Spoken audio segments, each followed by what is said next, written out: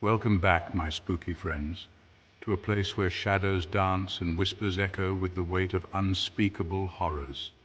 I'm your host, Sam, and tonight we're diving headfirst into the terrifying world of haunted collectibles. Imagine this. You're strolling through a dusty antique shop, the air thick with the scent of decay and forgotten memories. Your eyes fall upon a curious artifact beckoning you closer with an irresistible allure. But beware.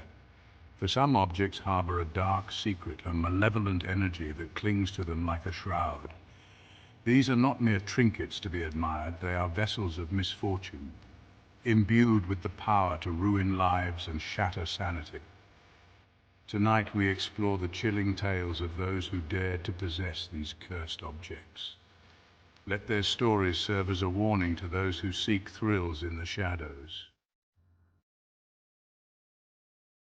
Our first tale takes us to the outskirts of a forgotten town, where a dilapidated Victorian mansion stood cloaked in an eerie silence. It was within these decaying walls that the cursed doll was discovered, its porcelain face frozen in a grotesque mockery of childhood innocence. Locals whispered of the doll's origins, claiming it once belonged to a young girl who met an untimely demise within the mansion's walls. They said the girl's spirit, unable to find peace, latched onto the doll, its malevolence growing stronger with each passing year. The first documented owner of the doll was a young antique collector, captivated by its haunting beauty. He brought it home, unaware of the evil he had invited into his life. Days turned into weeks, and the man was plagued by a string of misfortunes. His business crumbled, his health deteriorated, and an oppressive darkness seemed to permeate his once peaceful home. Desperate, the man tried to rid himself of the doll, selling it to a pawnbroker at a fraction of its worth. But the doll's curse followed, bringing with it a wave of misfortune that left the pawnbroker bankrupt and broken. As whispers of the doll's curse spread, so too did the tales of its strange and unsettling behavior.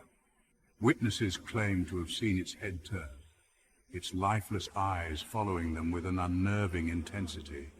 Some even reported hearing faint whispers coming from the doll, chilling pronouncements of doom and despair. The doll's reign of terror continued, leaving a trail of shattered lives in its wake.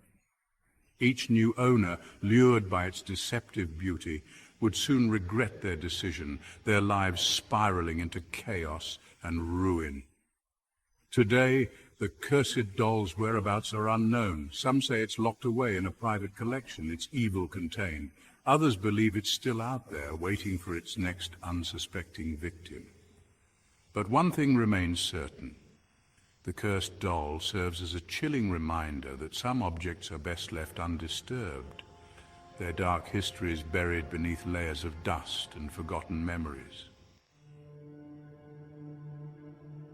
In a secluded antique shop, tucked away on a cobblestone street, hung a mirror shrouded in darkness and dread.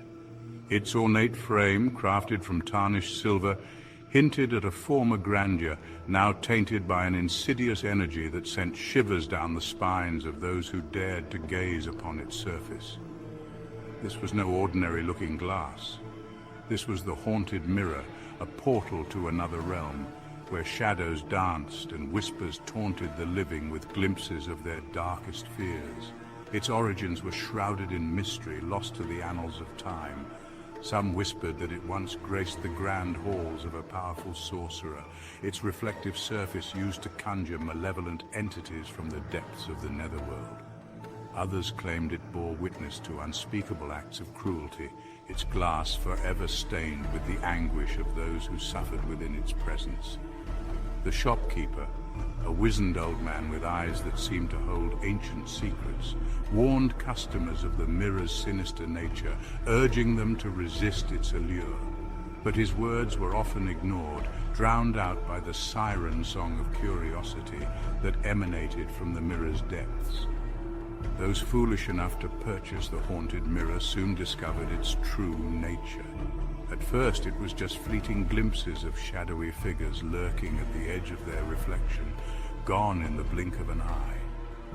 But as days turned into nights, the visions grew stronger, more vivid, more terrifying. Some claimed to see the faces of loved ones, their expressions twisted in grotesque parodies of pain and suffering. Others reported seeing their own reflections morph into monstrous visages, their eyes burning with an infernal glow. But the true horror of the haunted mirror lay not in its ability to show visions, but in its power to influence the world beyond its reflective surface. It was said that the mirror fed on negativity, amplifying the darkest impulses of those who gazed upon it. Jealousy festered into rage, sadness spiraled into despair, and the once ordinary lives of the mirror's owners were consumed by a maelstrom of misfortune and misery. Accidents, illnesses, and betrayals plagued those who dared to keep the haunted mirror in their possession. Driven to the brink of madness, many tried to destroy the mirror, to break the curse that had gripped their lives. But their efforts were in vain. The mirror, it seemed, was indestructible, its evil impervious to any attempt to extinguish it. And so, the haunted mirror remained, passed from one unfortunate soul to another, a constant reminder that some reflections are best left unseen. Deep within the bowels of a forgotten museum storage vault, hidden amongst dusty relics and discarded artifacts, hung a painting that exuded an aura of palpable dread. Its canvas, darkened with age and neglect, depicted a desolate landscape shrouded in an oppressive gloom that seemed to seep out from the very paint itself. This was no ordinary work of art. This was the possessed painting, its every brushstroke imbued with a malevolence that chilled the very marrow. Legend had it that the artist, driven mad by a thirst for forbidden knowledge, had made a pact with a dark entity, offering his soul in exchange for the power to infuse his creations with life itself. The painting, his final masterpiece, became a conduit for something sinister, a window into a realm of darkness and despair. Those who dared to gaze upon the possessed painting were drawn into its depths, their senses overwhelmed by a wave of icy dread.